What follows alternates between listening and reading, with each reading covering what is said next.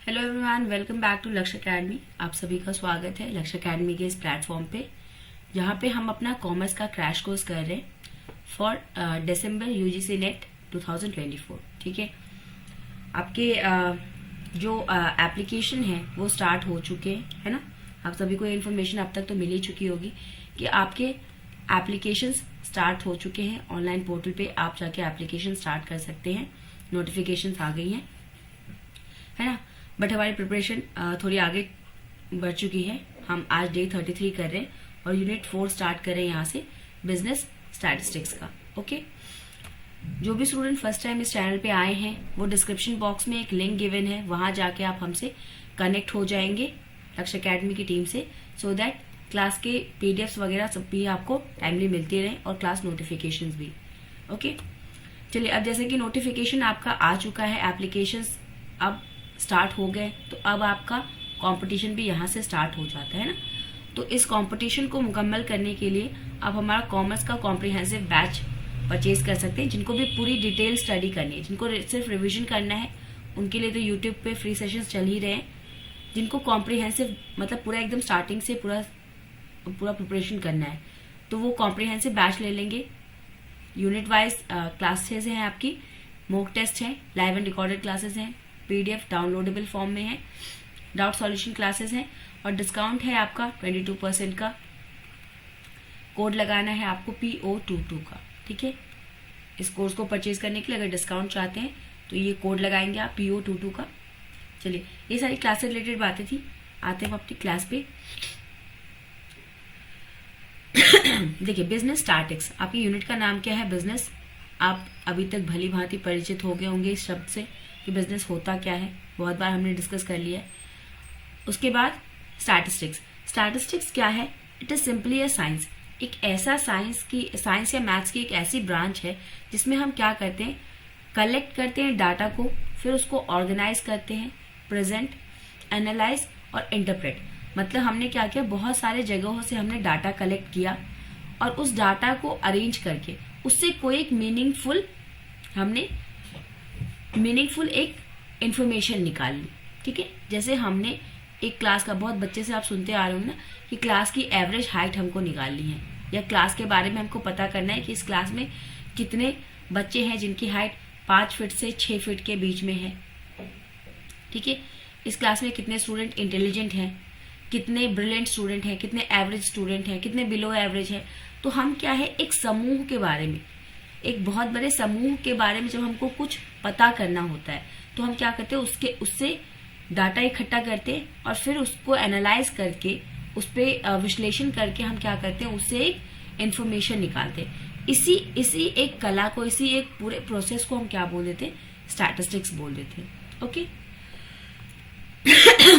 अब जब हमने ये इंफॉर्मेशन निकाली, हमारा टॉपिक है बिजनेस स्टैटिस्टिक, तो अब यही जो हमने इंफॉर्मेशन निकाली है ना यहाँ से, इसी इंफॉर्मेशन को जब हम बिजनेस में यूज करते हैं तो वो क्या कहलाता है, आपका बिजनेस स्टैटिस्टिक्स।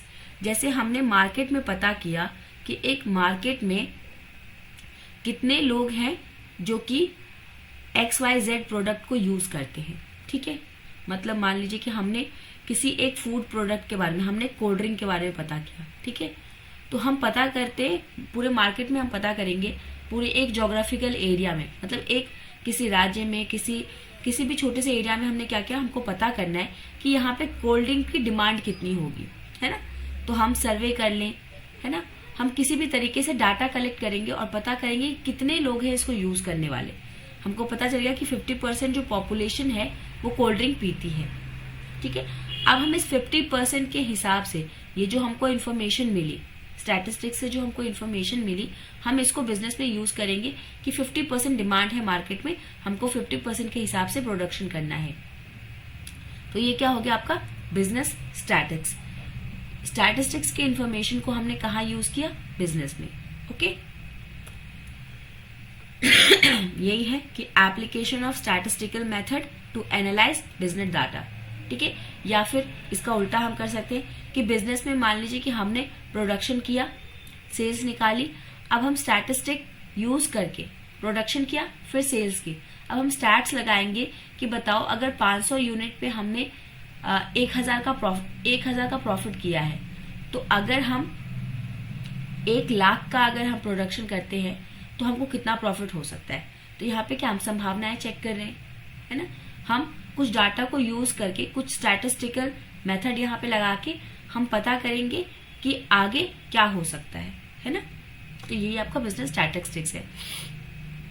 अब देखिए दो तरीके के होते हैं, एक होता है डिस्क्रिप्टिव और एक होता है इन्फ्लुएंशियल, है ना, वर्णनात्मक और अनुमानात्मक, ठीक ना। मतलब अभी जो 2 बात बताई कि एक तो हम क्या है स्टैटिस्टिक्स को यूज करके फिर बिजनेस में लगाए।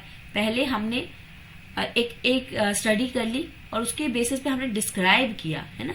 यहाँ पे डिस्क्रिप्टिव का मतलब क्या कि हमने डिस्क्राइब किया कि मार्केट में 50% डिमांड है, हमने ये बताया बिजनेस को, ठीक है। तो ऐसे क्या होते हैं जो हमको ग्रुप के बारे में बताती हैं कुछ बातें, वो कैसी स्टैटिस्टिक्स होती है, डिस्क्रिप्टिव होती है। और इन्फ्लुएंशियल मतलब क्या कि कोई इंफॉर्मेशन पहले से है हमारे पास, उससे हम क्या मतलब निकालते हैं ना, उससे दूसरी चीजों पे क्या असर पड़ेगा। जैसे अब ये 50% डिमांड है, इसका क्या क्या इम्पैक्ट हो सकता है, इससे हम क्या समझ सकते हैं, क्या अनुमान लगा सकते हैं, ठीक ना। हम इससे ये भी, अगर 50% कोल्ड ड्रिंक पीते हैं तो हम इससे ये अनुमान भी तो लगा सकते हैं ना कि 50% लोग कोल्ड ड्रिंक नहीं पीते, है ना। तो ये है डिस्क्रिप्टिव, क्या है आपको बताएगा किसी चीज के बारे में कि ये चीज ऐसा है। और इन्फ्लुएंशियल क्या है, इन्फ्लुएंशियल क्या क्या बताता है आपको कि ये इसकी वजह से ये चीज ऐसी हो सकती है या ये चीज ऐसी क्यों है ना। हम अनुमान लगा सकते हैं एक इंफॉर्मेशन के बेसिस पे। आई होप समझ गए होंगे इसका मतलब।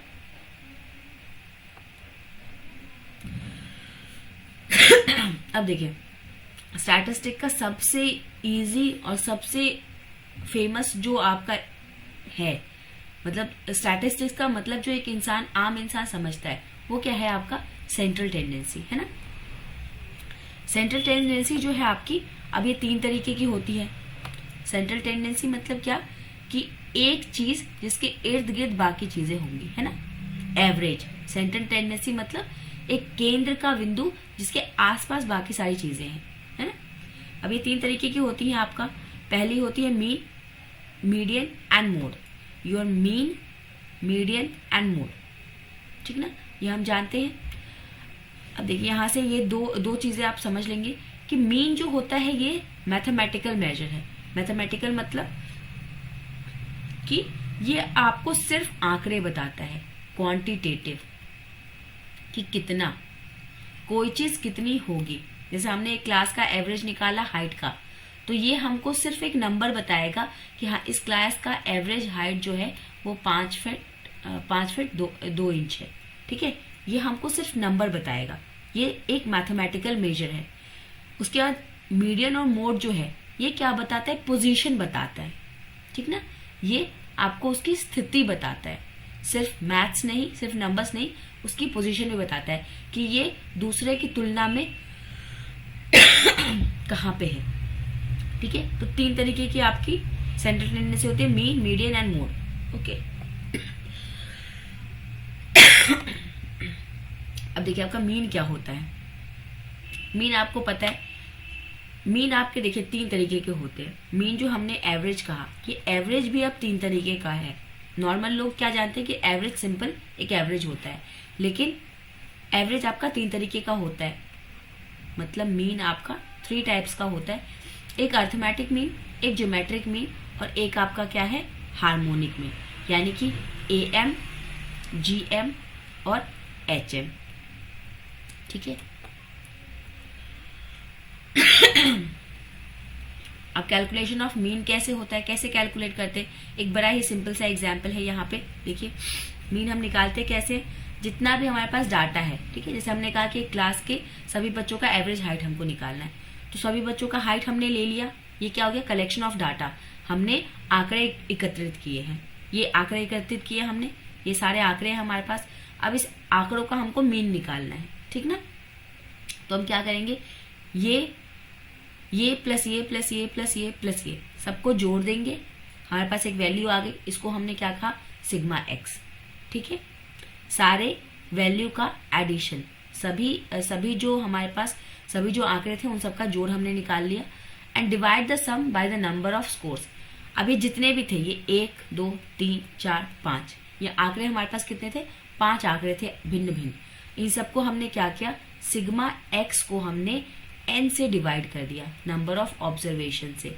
15 डिवाइडेड बाय 5, हमको क्या मिल गया यहाँ पे, 3 क्या है, अब इसका सेंट्रल वैल्यू है ना, माध्य इसको शायद बोलते हैं, माध्य का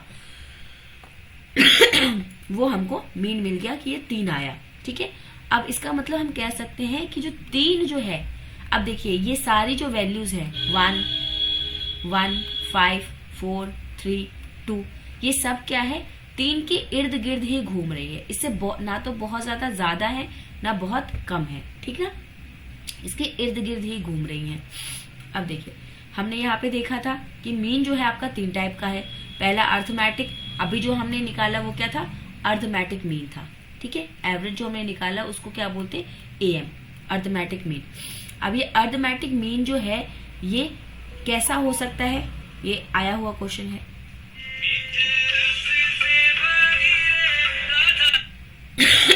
ये 3 तरीके का हो सकता है, ये पॉजिटिव भी आ सकता है, नेगेटिव भी आ सकता है और ये 0 भी हो सकता है। ठीक है, पहली बात आप ये याद रखेंगे। दूसरी बात आप याद रखेंगे अर्थमेटिक मीन में कि अर्थमेटिक मीन 2 तरीके का होता है, सरल सिंपल अर्थमेटिक मीन और दूसरा वेटेड अर्थमेटिक मीन। ठीक है, सरल और भारित, ये 2 तरीके के होते हैं। प्रॉपर्टीज आप इसकी देख लेंगे कि देखिए जो इसका, ये देखिए ये भी आया हुआ क्वेश्चन है आपका। यहाँ पे जो कुछ पॉइंट्स में मैंने दिए हैं ना आपको नोट्स में, ये सारे क्वेश्चंस हैं आपके जो आए हुए हैं। क्वेश्चंस को ही स्टेटमेंट के रूप में लिख के दे दिया गया, तो जब भी रिवाइज करेंगे ना तो इन पॉइंट्स को एक बार देख लीजिएगा। देखिए अफेक्टेड बाय एक्सट्रीम वैल्यू होती है ये, sum of deviation of the item from their arithmetic mean is always 0। ठीक है, अगर आप क्वेश्चन बैंक उठा के देखेंगे, क्वेश्चन पेपर्स अगर आप कर रहे हैं प्रीवियस ईयर के, तो वहां पे ये आपको मिल जाएगा कहीं ना कहीं ये क्वेश्चन। ठीक ना, then affected by extreme values मतलब क्या, कि देखिए जो हमारे पास अभी डाटा था, है ना, ये डाटा था। अब इसमें एक्सट्रीम चरम मूल्यों का मतलब क्या है, देखिए चरम मूल्य मतलब सबसे छोटा ये और सबसे बड़ा ये। कहता है कि ये प्रभावित होता है इनसे, मतलब अगर इनको बदल दिया जाए तो हमारा जो है एवरेज वो अलग आ जाएगा, है ना। क्योंकि जब हम इसको मान लीजिए इसको 20 कर दे, इसको 4 कर दे, तो अब क्या है, हमारा योग ही बदल जाएगा, सिग्मा एक्स बदल जाएगा। तो सिग्मा एक्स अगर बदल जाएगा तो मीन भी बदल जाएगा, तो मतलब वो प्रभावित होगा, है ना। फिर पॉइंट ऑफ बैलेंस मतलब sum of positive deviation is equal to sum of negative deviation. अब इसका क्या मतलब है, देखिए मान लीजिए हमारा जो पिछला केस था, है ना, कि हमारे पास वैल्यूज क्या थी, 1 5 3 4 2, ये वैल्यूज थी, और मीन क्या आया हमारा 3, 1 5 3 4 2। अब हम क्या है, इसका डेविएशन निकालते हैं कि इससे कितने अलग है, कितने भिन्न है। तो 1 - 3 कितना आएगा, -2। फिर 5 - 3 कितना आएगा, प्लस का 2।